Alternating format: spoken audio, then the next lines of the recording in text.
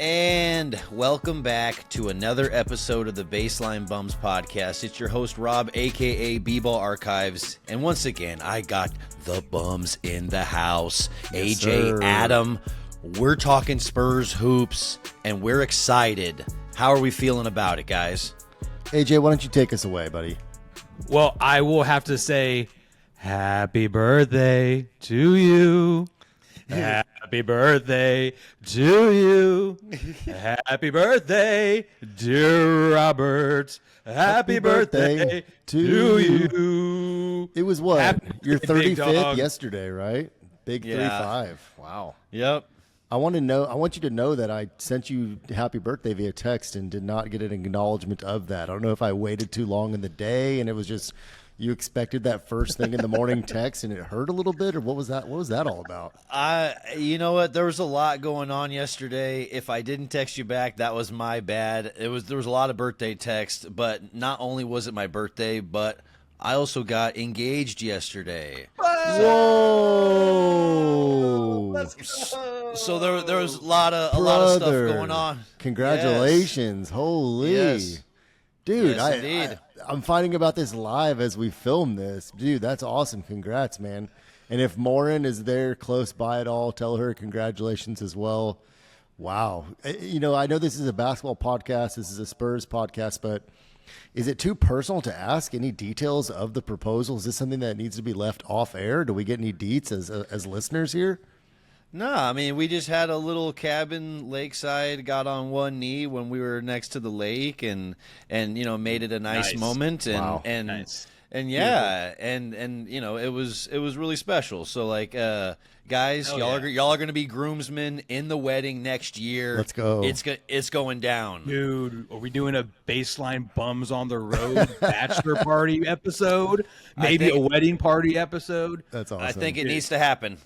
Man, that's all. And you, I think, still found a way to watch some of the Spurs game. Is that correct? Indeed, I did. I did miss some of it, but at the end of the day, seeing the Spurs win on my birthday against a team like the Timberwolves, that is an additional present on top of all the awesomeness that happened yesterday.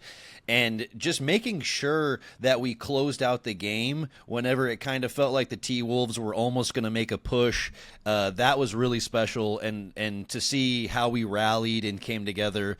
CP3 had a great game. Keldon Johnson stepped up for the first time this season. Yep. It was really great to see the Spurs like that. So, man, that was another present on top of all the awesomeness. Well, we are officially 6 games in for the Spurs, at least into the regular season. This is the first time, you know, the bums have gotten together to talk. You know, we were thinking about doing it a couple days ago, and we lost a game, and we were a little disheartened, and I don't think we had the mojo to get online and talk as a clan here. But, yeah, you know, we're 3-3 after 6 games. I think we did an episode, a month or two back about, hey, what's our prediction to start off the year? I think my prediction was for us to start 3-3. I think y'all might have as well. Rob, I think, had us sweeping Houston at home, which you know, you can never. A little favoritism towards our boys, but I'm feeling really happy with our start so far, right? I think that win that we had against Minnesota was the most complete win. You know, obviously our win last year against Denver at the very end, but this is the most complete victory that I feel like we've had in a long time, and super, super excited about it. AJ, what were your thoughts on that? The T-Wolves game was a lot of fun. I was at a wedding, so I was kind of catching up with it later on in the evening. But, I mean, just watching Wemby play and watching him do, like, Michael Jordan moves where he's faking going inside, then going baseline, and then dunking it. He's doing step backs on Rudy Gobert. He's blocking Gobert at the rim. Like, all these things that you're like, oh, he's arrived. We're seeing it right before our eyes. He's running that pick and roll with Chris Paul a lot smoother now. One thing that's really stuck out to me is, like, even in our losses, a lot of those losses last year or the year before or whatever, they were not only 10-point losses, they were 30-point losses. Like, they just ballooned up in the second half. And seeing these guys kind of, like, even the Houston game, like, we came back and we had a chance. So just having that kind of morale boosters, I guess, is really good, especially early in the season. I'm not expecting this team to do a whole lot right now, but here in the next, 10, 15 games, we're going to start to see some improvements here and there. And I think last night was just kind of everything put together. So we can only go up, right? We can only go up. You used the word improvement, AJ, and I'd be remiss if I didn't highlight a guy who I feel like has shown us easily the biggest improvement on the Spurs roster this year. And that's my Baylor Bear. I should have worn his jersey. I'm sorry that I didn't, Jeremy. That's Jeremy Sochan, our go-to defensive stopper for their superstar. You talked about pick and roll. How about our pick and roll specialist with CP3? The pocket passes that CP is finding him on those pick and roll cut opportunities have been insane. He's been fantastic. I think he's averaging like 17 and 8, 18 and 8. I mean, most improved player award. He's got to be nominee. Like, he's there. He's got to be an early front runner. Not number one overall, but got to be one of the top few for most improved player. Right? What do you think, Rob?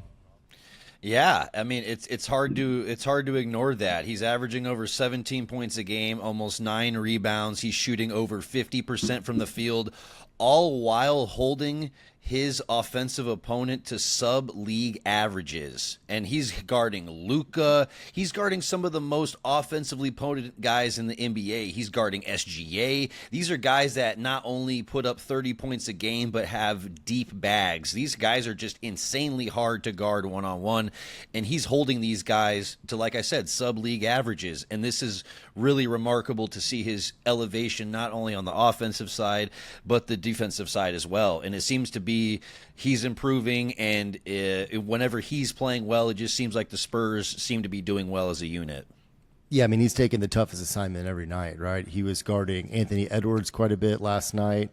He was guarding Julius Randle. It's like whoever our lineup is on the floor and what those other guys can guard, it's like, okay, this is the toughest guy I'm going to guard now. Now I'm going to guard this toughest guy. And I felt like there were times last year where he looked a little slow guarding, the quicker guards, the guys smaller than him, and I don't feel like that's been the case this year. I feel like he's balancing, giving them a little bit of space, being able to close out, while also, being able to stay in front of them. I think it's been fantastic. He had an absolutely disgusting block last night. Was it on Rudy? Did he have a sick block on Rudy Gobert? I'm pretty sure it was. Yeah. Oh my God. Just like he's playing great. And it hasn't only been defensively. To your point, he's averaging 17, 18 points a game, and he is finishing incredibly well around the basket. His footwork has taken a big step forward. I think he realizes, like, hey, I'm not quite as big as some of these bigs around the basket that I'm having to score over. So he's putting nice step throughs. He's pivoting. He's kind of doing these little fadeaway around the basket. I just think he's been fantastic. And I want to hear my boy in the middle who's eager to talk. I want to hear AJ praise my Baylor Bears Sochan for a second here. I think he's been great. I mean, I can't deny that. I just can't stand his hair. Looks like a cotton candy up there, man. It's one too many Sugar Sean O'Malley fights he went to and just looks ridiculous. But hey, man, whatever works. And also, I'm really curious to know that if having Chris Paul and Harrison Barnes there who can talk to him about, hey, defensively, watch out for what this move or watch out for this. He likes to go left, he likes to go right, or whatever the case may be. I wonder, having those two guys just be strong veteran role models for him probably helps him a lot, just on the small things like that, because when you have guys your own age and stuff, you're not really picking up on some of those things that maybe a veteran who's seen everything can pick up on. So hats off to Jeremy Sochan. He's played great, and go Arsenal. That's an amazing point, because I have noticed his defensive communication get a lot better, and having a guy like Chris Paul on your team who's a master of just talk out on the court, it wouldn't surprise me if that has rubbed off on Jeremy a little bit. So that's a good point. I mean, to quote Greg Popovich from a few years ago, I want to see a little nasty. Is that not something that he's bringing a little bit to our team? Whether it be getting in verbal altercations with Fred VanVleet after the game, or saying fuck Houston, whatever it may be, I'm liking the fire that he's bringing. We need a little toughness, right? Like, him and McDaniels get into it. CP3's bringing some toughness. Sochan's bringing some toughness. I'm liking what we're getting right now, and I think we're on that high, coming off probably the biggest win again that I feel like we've had in a while, but that was, again, the most complete game that I feel like we've gotten to see us play. I want to take a second to talk about our biggest offseason acquisition. And that is none other than a top 5 point guard in the history of the NBA. That is Chris Paul, CP3. AJ, what have you seen early out of him? We talked a little bit about his leadership, but what have you seen biggest from CP lately? Well, I saw a video today, and he loves his mama. I will say that right now. He was out there trying to find her in the stands, like, where's she at? And like 20-second video is hilarious. And he was like, oh, there she is. Like, this dude's like, in his late 30s, and he's still looking for his mom in the stands. I absolutely love it.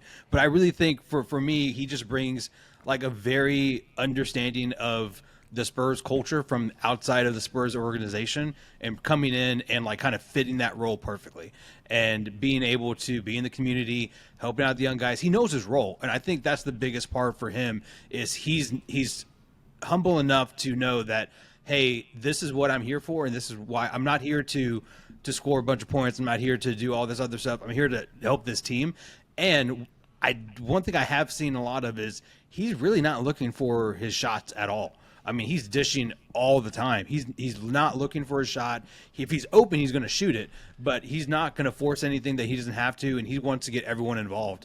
And I think for guys like a Champagny or even Zach Collins, for goodness sake, those guys need someone like that that can get set up and get that confidence booster. Because I like having Champagny. I know we're kind of critical at him at the time, but he's been in the situation enough now to be a shooter and to be effective, and having the confidence to pull that trigger.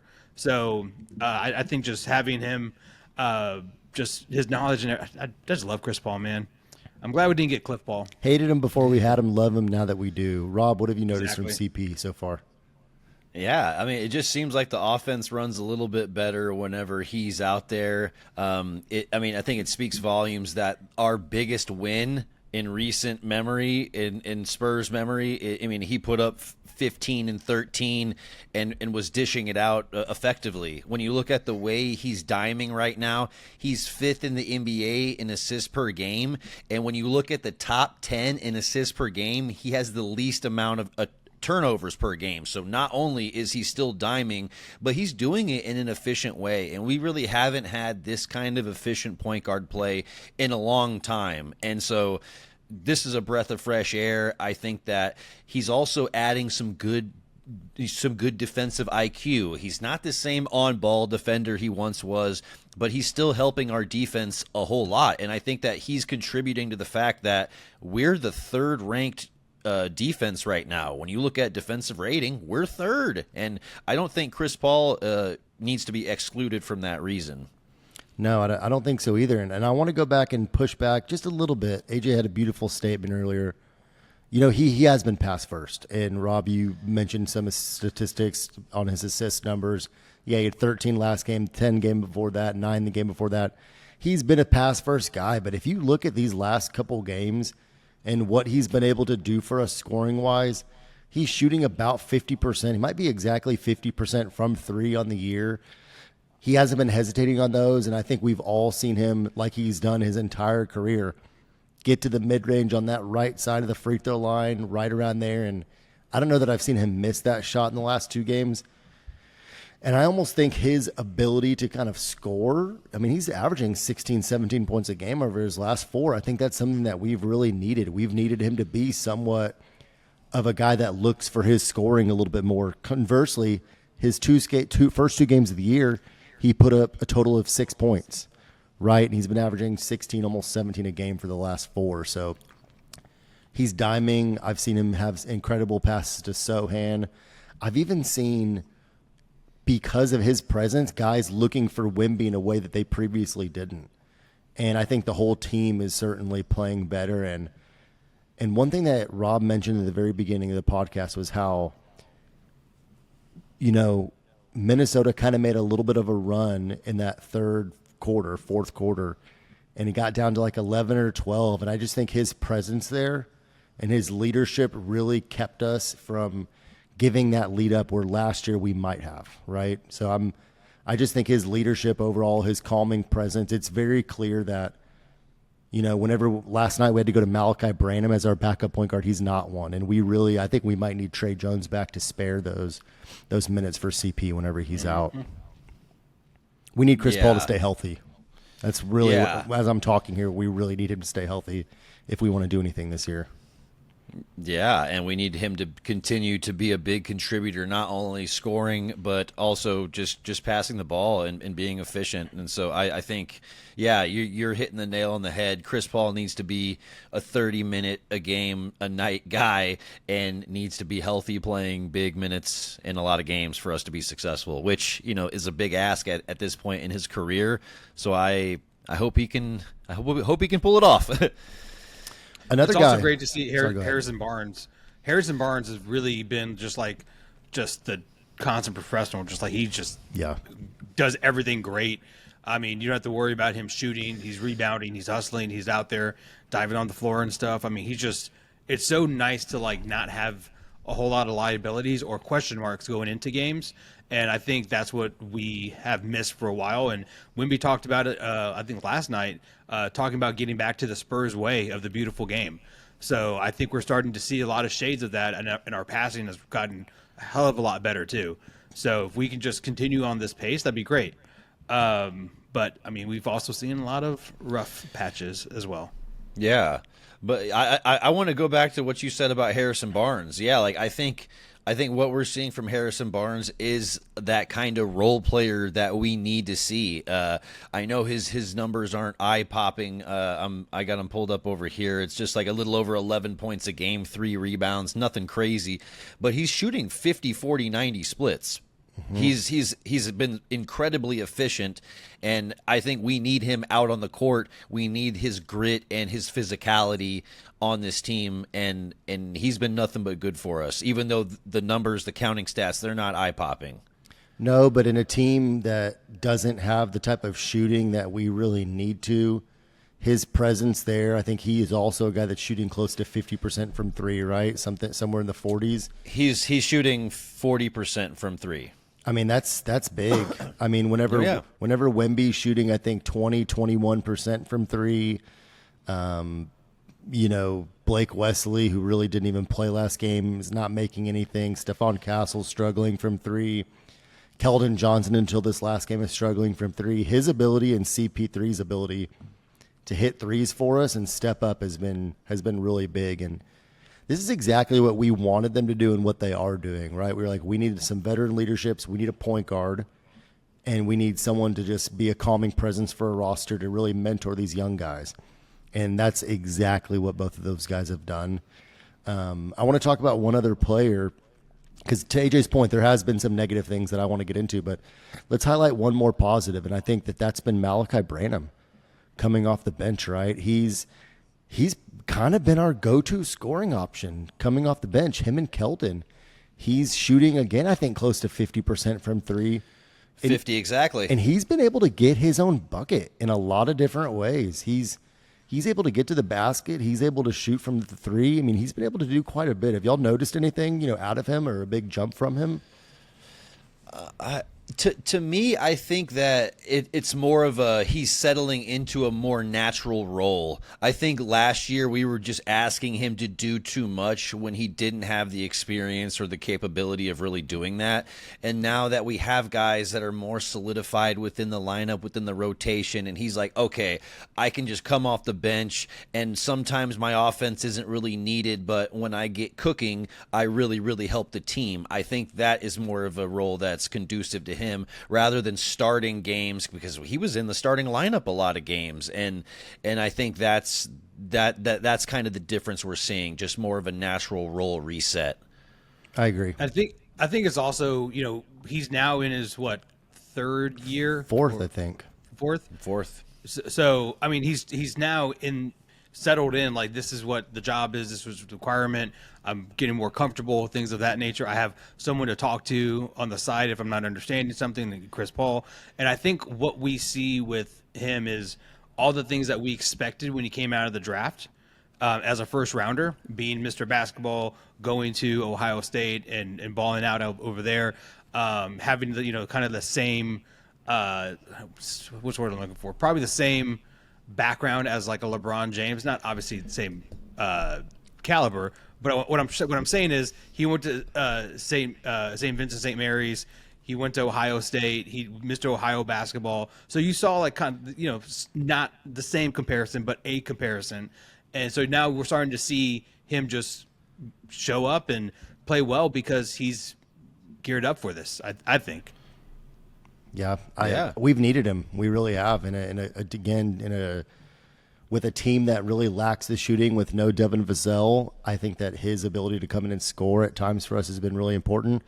That's one of the most exciting things. We're 3-3. We just came off a really big victory. We beat Houston, who's been playing actually pretty well. Lost a brutal game last night in overtime where they came back from like 30 points down and almost pulled it off against Golden State.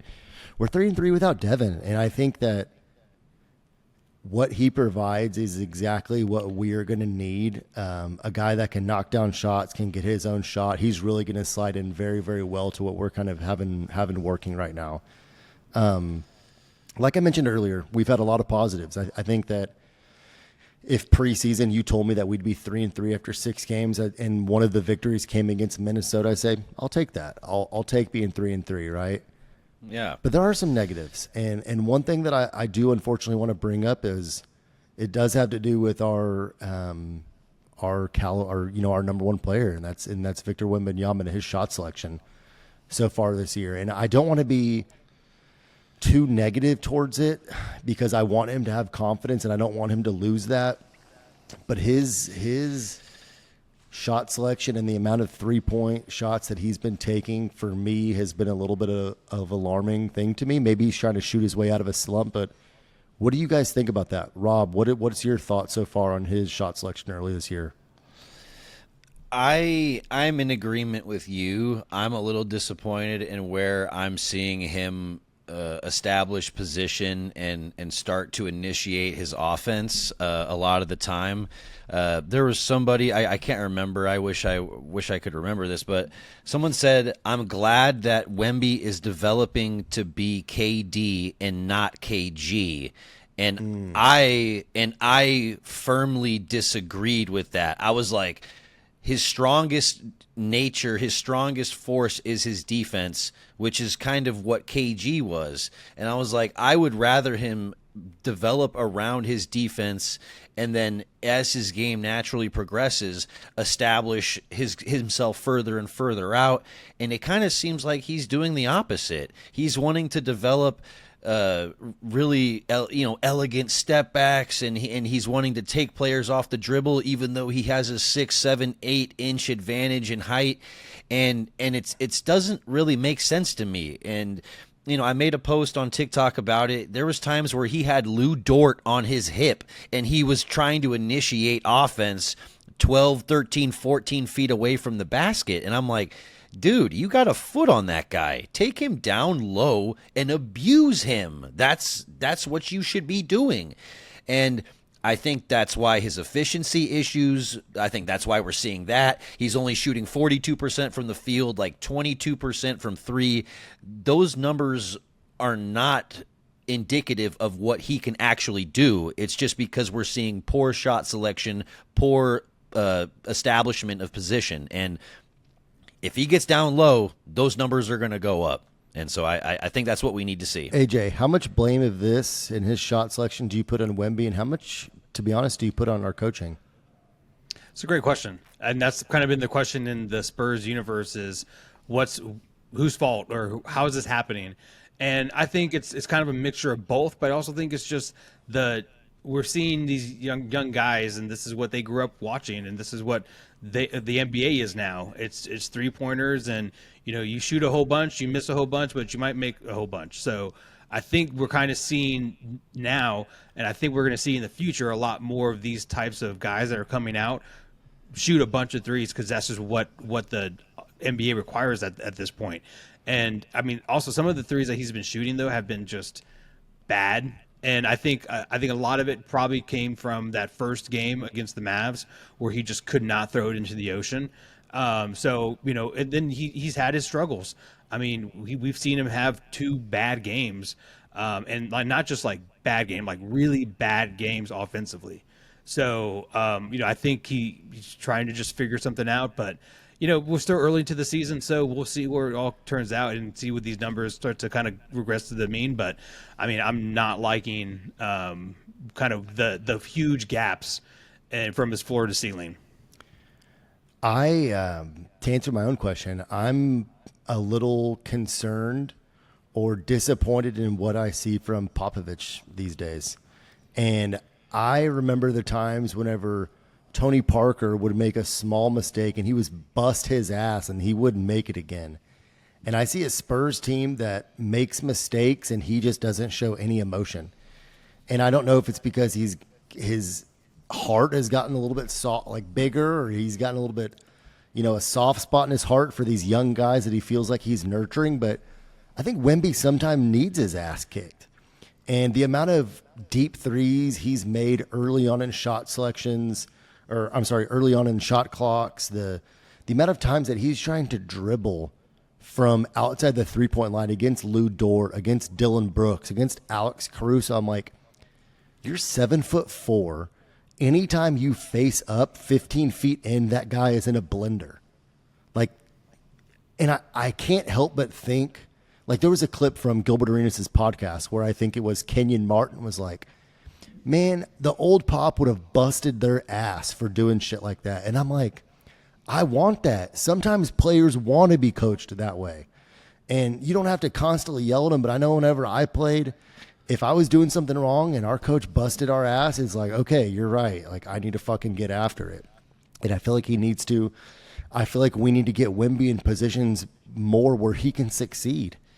And I don't know where it's coming from. He did rebound a little bit last game and play a lot better against Minnesota. But that game against Oklahoma City was kind of terrifying to watch. Yeah. And we can't be having much of that. And we've really got to get him. It doesn't always need to be back to the basket, backing your guy down, but he needs more touches, free throw line extended or within 15 feet where he can face up and go to work, because it's really one dribble and he could be dunking on the defender. And he did it last night. I can't remember who it was on, but he made a sick move where he did like a step through and he was already on the other side of the basket and just did like a quick reverse dunk. And that's what he can be doing a lot of possessions, and he's not getting the ball in that position enough. He needs to develop a hook shot. Just develop a hook shot where someone 6'8" comes in and you just one step, throw it up. And if he can develop that and then put that into his arsenal, I mean, like, he's going to average 35, 40 points a game. I'm not seeing enough like back pivoting into a face up. Rob, what were you about to say?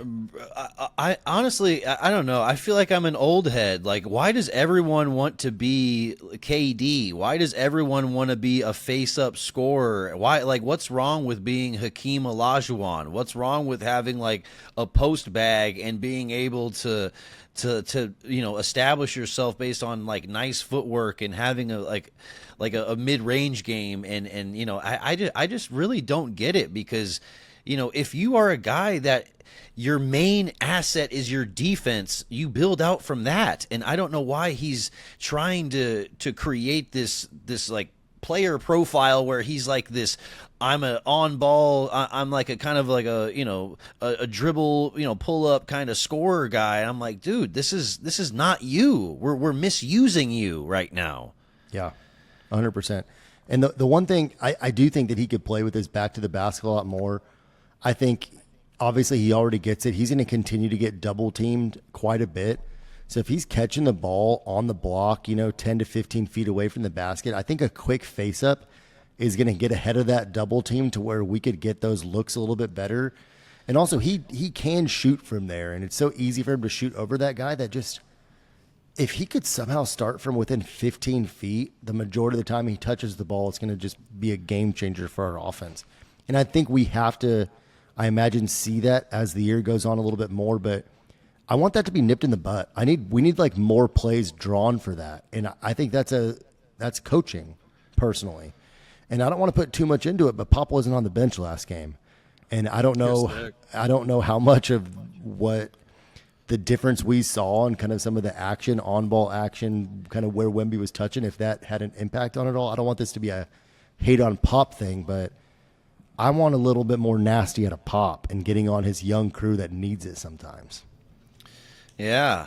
I couldn't agree more. Sometimes you need to get punched in the mouth just to know how you respond to that situation, and sometimes your coach is the one that gives it to you. And I think these young kids need a little bit of that. But I also think just as players get more and more power within the league, and this becomes more of a player-driven league,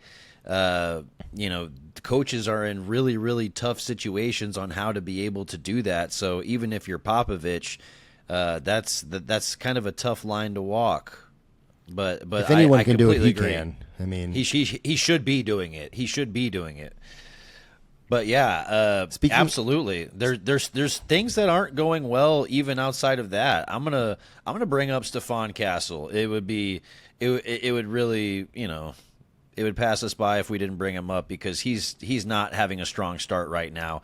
Things have been rough for him. We knew when he was at UConn that he was not a strong shooter, but this is just terrible. He's shooting 15% from three, about 29% from the field. The only guy shooting worse from three on our team is Blake Wesley, who's shooting 14%. So just Stephon Castle just really doesn't look confident. And I'm going to say that his defense doesn't look to be nearly what I thought it would be right out of the gate. And he's been outshined by multiple other people on defense so far. So how are y'all feeling about what you've seen from him? I'm not giving up yet. Obviously, but none of us are. But oh, no. his 3-point shot's been a concern for sure. I think it's been a little positive that he's at least made one in each of our last 2 games, right? I think he shot 0% through our first 4. So I think he's maybe getting a little bit more confident with that. He saw one go through the basket. That's what we knew his weakness was, right? But we can't have him losing confidence in that. He's got to, in order to really be the type of effective player off, like dribbling, taking the ball to the basket, he's got to have the threat of being able to shoot from there. But he's obviously needs to improve. We have a track record of being able to improve our guys' jump shots, and he's certainly going to need to commit more time to that. Defensively, the one thing I'll say is that he gets some dumb fouls. Sometimes he's fouling more than he should, but I do like his aggressiveness. He's willing to pick these guys up full court. He's certainly not shying away from it. I don't think he's like getting beat off the dribble a ton. I think athletically he's right there. And, the last couple of games, he made a play last night. He made a nice skip pass coming off of a high ball screen that we ended up getting a 3 on because of him. And I do like a little bit. He's played more point guard these last 2 games. And I've liked at least a little bit of what I've seen out of him kind of in his decision-making off the pick and roll. But he's still young. He's got plenty of time to improve. I don't like his body language sometimes. It seems like he's not confident, and he's kind of like hunched over, and his braids kind of like cover his face a little bit, and it just seems that he's not confident in what he's doing yet. And I think that first game against the Mavs really kind of shot himself in the foot a little bit. But I mean, he's going to improve. He's going to get better. I'm still very confident in what he can do. But it's hard to watch sometimes when you see a player just kind of hunch over and just not look confident on the floor. And I think that has a lot to do with kind of who he is. But hopefully he can figure it out, and we can start utilize him a lot more. I mean, there was one point in time I saw him miss a 3, and it was almost like he was exhausted and just broken from missing it. In terms of his body language, I kind of just feel like he's kind of just like a soft-spoken, even-keel guy, kind of like a Kawhi. So I don't know that I would read too much into that, but I did see a point in time where he lost his confidence a little bit, and it was hard to watch. Yeah, I mean, I think anytime you're just seeing shot after shot not go down, it's gonna affect your confidence for sure. But I mean, we knew he wasn't a great shooter. He shot 29% from beyond the arc at UConn, but he's about half that so far this season. So I didn't expect him to get that much worse. But hopefully things are on the up and up from here. Like you said, he's made a 3 in each of his last 2 games. Hopefully that continues. But yeah, I'm ultimately not fully stoked about what we're seeing from our 4th overall pick. What I am stoked overall, I wrote a statistic down. We're shooting 31.9% from 3 as a team, and we're currently 3-3. We've won half of our games, and we're shooting less than 32% from 3 without arguably our best 3-point shooter in Vassell. Like Rob mentioned in the very beginning, we're third in defensive rating. Who would have predicted that? One thing I would like to say is I'm a little surprised at that. I feel like there's times where I've watched us where we've been really too distant when we've been off ball and 3-point shooters. It was really exposed against Oklahoma City. I think we were giving too much space when we were 1 or 2 passes away and they were getting too easy of looks. There was a time whenever last night against Minnesota where whenever they were making that run, we kind of left them open on a couple shots where they really could have gotten it down into single digits, and we were just fortunate that they missed. Nickeil Alexander-Walker couldn't shoot the ball in the ocean last night, which was big and helpful for us, but overall I can't complain, right? Third in defensive rating. Wemby, I think, is 7th overall in defensive win shares. 5 of the top 6 are all from Oklahoma City, which is insane. They're absolutely putting on a tear right now and doing exactly what I think most people expected them to do this year. Oh yeah. The one thing that I'm nervous because I've seen it probably too many times now is just turnovers and offensive rebounding. We just, for some reason, we cannot get offensive rebounds. I don't know, man. So some of the shots that are clanking from the other team, they're just getting more opportunity. I want to say like one was against Oklahoma City. They had one possession where they had 5 chances to make a bucket. Like, I mean, that's ridiculous. Our defensive rebounding without Wemby's been rough to watch. Zach Collins has not looked very good. His 3-point shot, he's shooting okay from 3, which is helpful, but he has not been good for us. You know, I was texting Ty during our game last night. And he was like, man, we really need just like a big athletic rim runner, just a tall 7-footer. Like, my brain's going dead right now. Like Derek Lively, for example, or even like Yves Missi, a rookie that's playing for the Hornets right now that's being very athletic. We need somebody like that to be able to rebound. Jalen Duran, yeah. Anyway, I mean, just some type of big that can be a better rebounder, because without Wemby, we are struggling from there. And it's not for a lack of effort from guys like Sochan who are busting their ass to get everyone they can. He's just undersized. So, yeah, we need some athleticism. I agree about the turnovers and the athleticism in the front court. Just to have somebody that can just get rebounds, run the rim, get a block or two, that's somebody we need in the rotation, and we just don't have, because as much as I like Mamu Kelishvili, like he's not going in there and providing rim protection. He's got a nice shot, but we need a guy that can kind of fill that specific void. I got a question for y'all. We have a few very beatable teams coming up in the schedule. Thank you.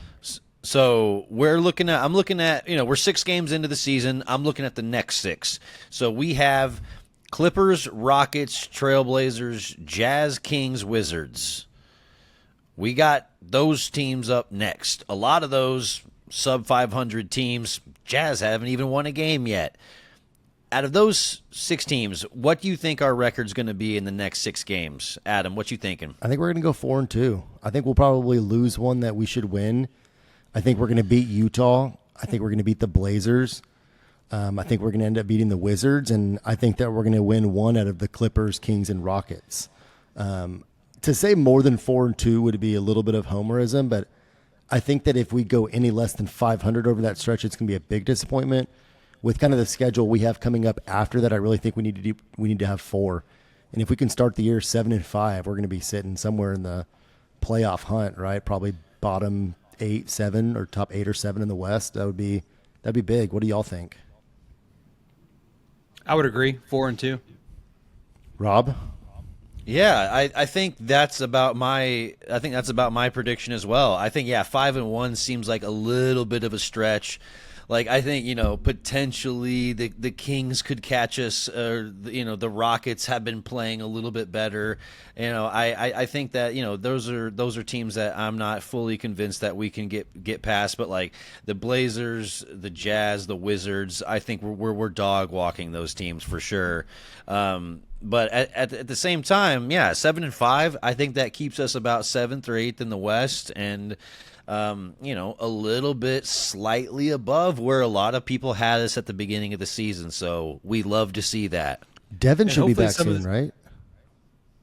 I think a couple more weeks he's being reevaluated. So yeah, I think after that stretch of games, we should have him back. I thought he was coming back sooner than that. I heard early November, and I thought that he went to the G League for an assignment. And he didn't play with them, but to get more practice reps, and he already came back. I feel like he's going to join us on this 6-game stretch. How many minutes he'll play out of the gate, I'm not sure. But I think he's supposed to be back a little bit sooner than the next couple of weeks. I'm hoping that we have more games like what we had last night, where some of these teams that are having winning records, they have a hard fought game on the first night of a back-to-back, and they come and play the Spurs, and we catch them just on dead legs. Because that's what I think what we saw yesterday with the Timberwolves. They kind of just ran out of gas there towards the end. But I mean, if we can get that some kind of feel for that with the Kings, or even right after that with the Lakers or the Mavs, I think that really bodes well for this young team. So I mean, the Kings haven't looked great yet. They haven't killed it. The Clippers are not good, really. I mean, Clippers are not good. No, I mean Norm Powell, me and Rob's fantasy darling, has been carrying them and scoring. The Wizards are bad, like really bad. Awful. Awful. You know, there's a scenario we win 5. I think the toughest game for us to win is probably going to be at Houston. I think that's going to be a tough game. They're playing actually pretty well right now, but we'll see. It's also hard to just beat a team in 3 games over a stretch of like 2 weeks. Like it's just hard to do in the NBA. So we play the Jazz 3 times, and it's not even like Thanksgiving yet. So, you know, I don't know how we got this luck of the draw, but I mean, we'll be done with the Rockets, you know, sooner rather than later. So, you know, kind of crazy that we're playing them that much, but you know, it's going to be another fun matchup, and I hope Jeremy Sohan's going to be ready, because I have a feeling they might be coming after him. Good, they can fucking try. That's my he boy. went to Baylor. That's my boy. Let's go. Yeah. You know what they do at Baylor? They live in Waco. They win Waco's championships crazy. like they do in San Antonio. Yeah, let's fucking go. They post banners is what they do. Yeah. When does Baylor play? I think Baylor plays tomorrow. We certainly do have a nice favorable chunk of our schedule coming up, so we definitely hope we can take advantage of that. But yeah, I was just looking at it. Yeah, Devin Vassell, Popovich said that he is supposed to be back first week of November, and that there is going to be slight minutes restriction right away, but who knows exactly what that's going to be. We know Pop loves his minutes restrictions from time to time. But hey, it looks like we're getting him back sooner rather than later. He could be gelling, you know, within the rotation within a week or two. That sounds amazing. It's great to see him on the bench and like get hype for everyone and still be kind of in the mix of everything. So I'm happy that he looks happy, but we need him on the court. I love his shot, so we need him on the court. Yeah, we do. Absolutely. We do. Ooh, we get to play at the Intuit Dome against the Clippers. That's going to be fun. That place looks sick. The wall. They're gonna shoot shirts, Dude, the whole experience is nuts. Like they all have like those wristbands and things too, and like you saw the videos, right, where like they have like some kind of noise thing where they can hear you yell, and if like you're one of the, you know, screamiest fans there, then they'll give you like free shit from the fan shop. So like dude, that place looks nuts. They'll give you a That means Terrence they're- Mann Go jersey. That means they're Trey Man, recording sorry. you. Trey Man. That means they're straight up recording you while you're sitting there, just like getting your volume and your. That's wild. I don't know about that. It looks cool though. I'm sure, you know, you have to pay like $40 for a beer, but you know, it looks like a fun time. Right. You know what doesn't look fun? Having to watch the Clippers play. They are not good. No, I think they're what? they're cheeks. Are they 2-4? I know they have a losing record. No, they were. I think they were even more cheeks than that. Oh no, yeah, they are 2-4. Yeah, they're 13th in the West right now. They're looking more real solid. They're Maurice cheeks. Yeah, yeah, but yeah, there's some other exciting things that are happening in the NBA that are not Spurs related. I would say that one of the other things that is kind of a talking point in the NBA is, I'm just going to go ahead and bring it up. The Cleveland Cavaliers, they're 7-0, number 1 team in the East. They look like they're playing amazing basketball. We know whenever Mobley And we know when Mobley and Allen are out there, that's almost guaranteed to be a top 5 defense in the NBA. But when you have Donovan Mitchell and Darius Garland playing together in unison and the offense is clicking, that looks like a really, really special team. So, Adam, what are you thinking about when you're seeing Cleveland get out to this strong start? I'm wondering if the coaching change has helped. I wonder if getting rid of Bickerstaff helped. A healthy Jarrett Allen, I wonder how much that's helping. I mean, they do probably have the best defensive front court in the NBA between the power forward and center. They've got one of the best scorers in the NBA in Donovan Mitchell, and they've got some nice help coming off the bench too. They're winning by almost 15 points a game. I mean, they're destroying teams, and I don't want to say this is a massive, massive surprise. I mean, anytime you're 7-0, it's going to be a big surprise, right? But this has been a good team. This has been a team that people wondered, like whenever they assembled and Donovan Mitchell went there, like, hey, could this be a top 2, top 3 seed in the East? And that's what we're seeing right now. And I don't know if it could be as simple as they got a different coach in there. I mean, to get rid of Bickerstaff after they won a playoff series is a little wild, to be honest with you. So I've been impressed with them. I mean, anytime you start 7 wins, that's got to be one of the biggest stories of the season. I have not watched them play enough personally to go into much more detail than that, but that's a talented roster that nobody should be surprised is succeeding. Yeah, how are you feeling about it, AJ? I mean, they're scoring a bunch of points, man. Like, just looking at their numbers, like, scoring 130 points is, I mean, no easy task. They've done it twice already. So, they're playing amazing. It's not like they're beating like the Wizards and some of these scrub teams. Like, they're beating good teams. Like, LA went into the arena and they stomped them. I mean, it was gross. So, it's one thing if they were beating some below average teams, but they're beating good teams that are probably going to be in the playoffs for the most part. So let's see if they can keep it up and continue this win streak. I mean, it'd be fun to see how far they can go.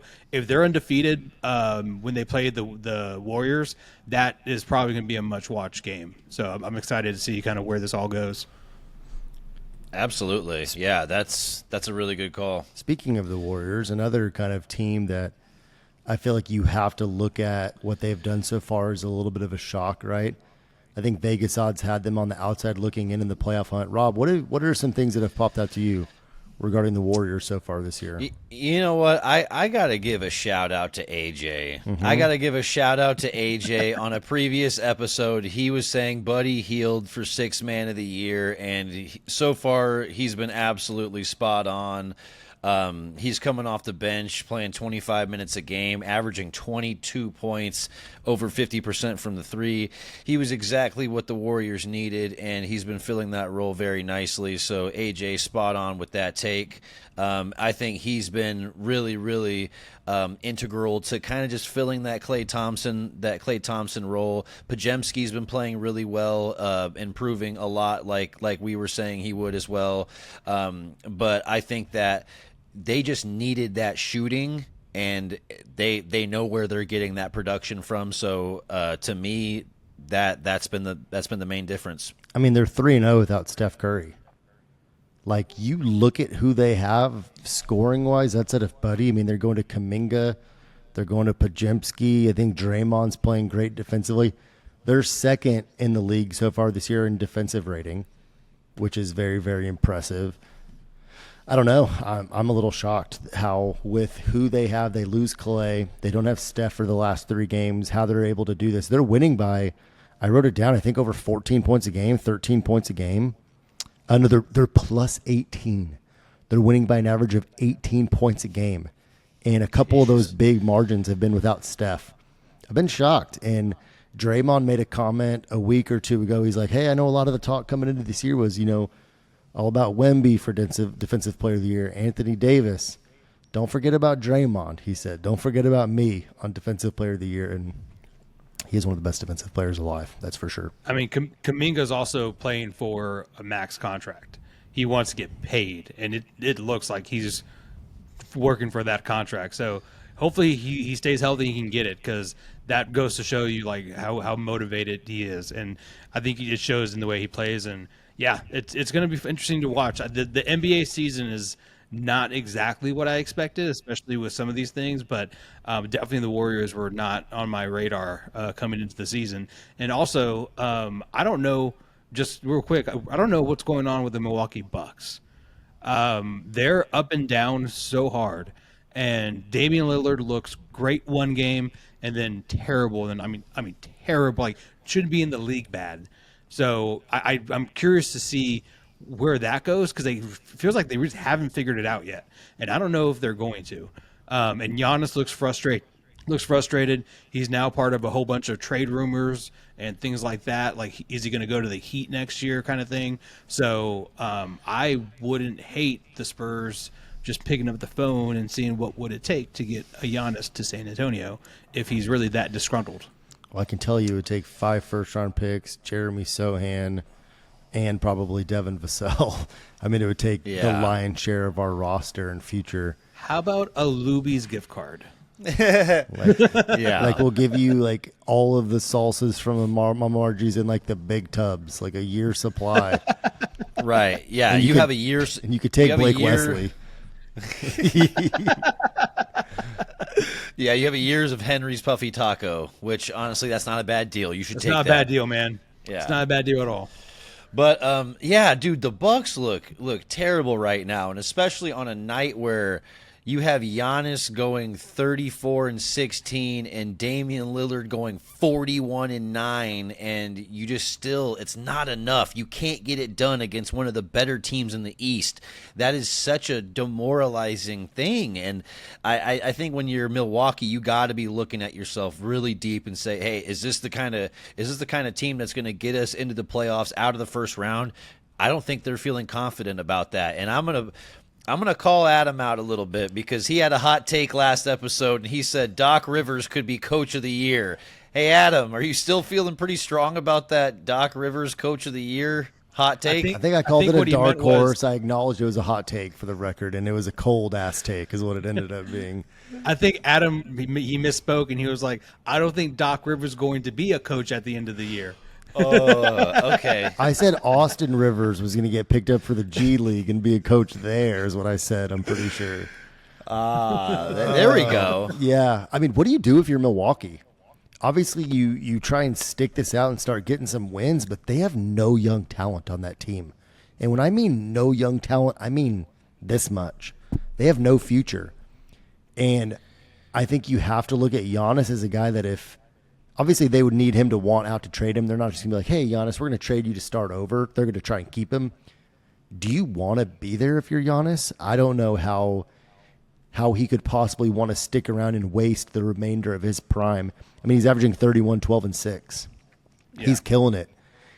I can't remember the plus-minus stat that I heard the other day, but it was insane, and I feel bad for him. I don't feel that bad. He's making a ton of money, and he's won a championship and an MVP. So... hey, but let me ask you a question because we brought up two teams. Who's more likely to make a deal? Is it more likely that Milwaukee mortgages more of their future assets to improve now? Or is it more likely that Golden State realizes, oh shit, we're actually pretty good. Let's go make a deal to get better and try and improve our team to win with Steph. What's more likely?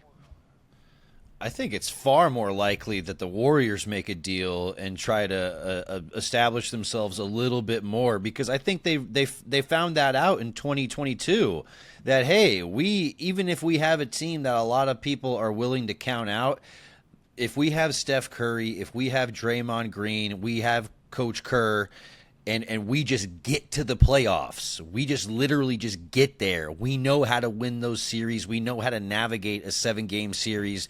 I truly think they still feel that way. So if you can just add another guy to your roster before the trade deadline just to make sure you clinch that 6th, 7th, 8th seed and just so you're in that conversation, I think that makes sense if you're Golden State. But, you know, if you're Milwaukee, are you going to go out there and blow your team up immediately? No, but I don't really see anyone just – really itching to go play basketball in Milwaukee and wanting to go join the Doc Rivers Darvin Ham circus. I don't see that being a destination people are excited about. I mean, what does Golden State do to improve?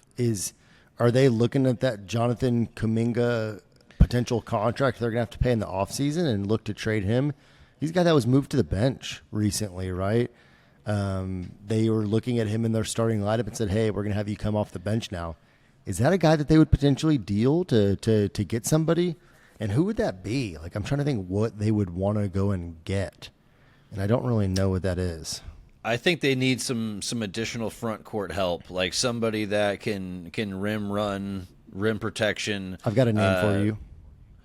Who do you have in mind? DeAndre Ayton. Yeah, I mean, they could go after DeAndre Ayton.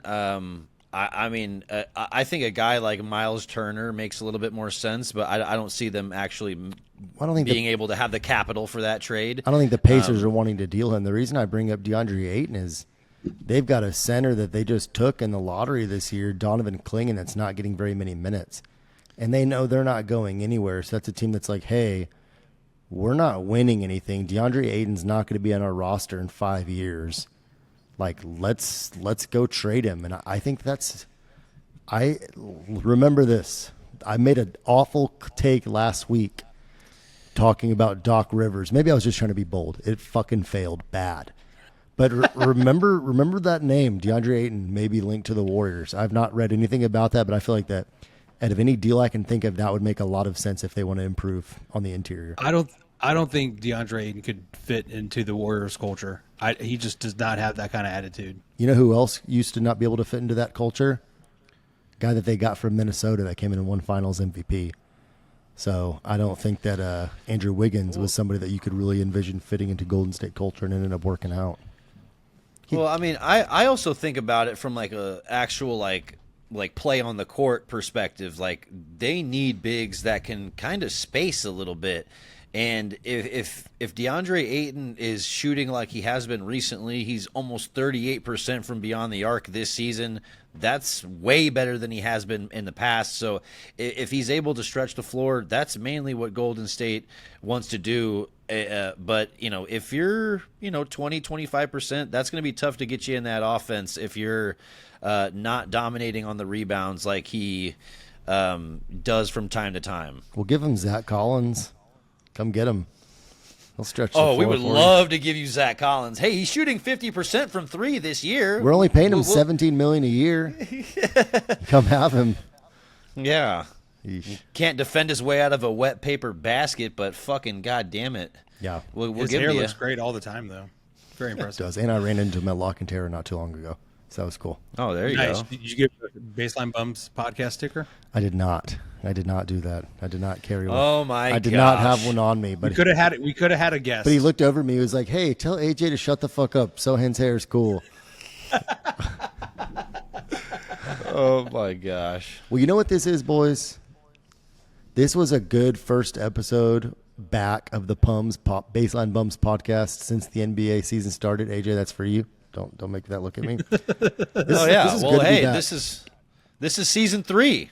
This is season 3. This is starting the third season of us doing this. So yeah, it's fun to be back doing this, talking some Spurs basketball, but also talking some general NBA stuff. Yeah, it was a great episode. AJ, Adam, thank you for joining me this evening. And before we go, I want to thank all of our loyal listeners who are still giving us a shout, giving us a follow. If you are still here at this stage of the podcast, A, thank you. B, if you're not a follower, if you're just a guest listening, drop us a follow. Follow us on YouTube. Go over to our Instagram, Baseline Bums Podcast. Give us a follow on TikTok. We had to restart there. We were up to a good number of followers and had to start back over. So give us a follow on all platforms. Go to Jeremy Sochan's Instagram and tell him how nice his hair is. And be on the lookout for the next episode when we come back and we have a winning record. And yeah, let's go. Come on. It's the best time of the year right now. We got NBA basketball. Soccer is in full effect. So I'm able to watch Arsenal, Texas Tech, Spurs, and the Lions all in a matter of like 2 days. And it's beautiful to watch. And I get to watch the Cowboys. Oh, yeah. There we go. Yeah, Fuck me. Well, guys, that's been a great episode. And as always, it is Go Spurs. And go. Peace. Shout out to Rob. Oh, yeah. Congratulations, buddy. Newly engaged. Hell yeah. Appreciate y'all.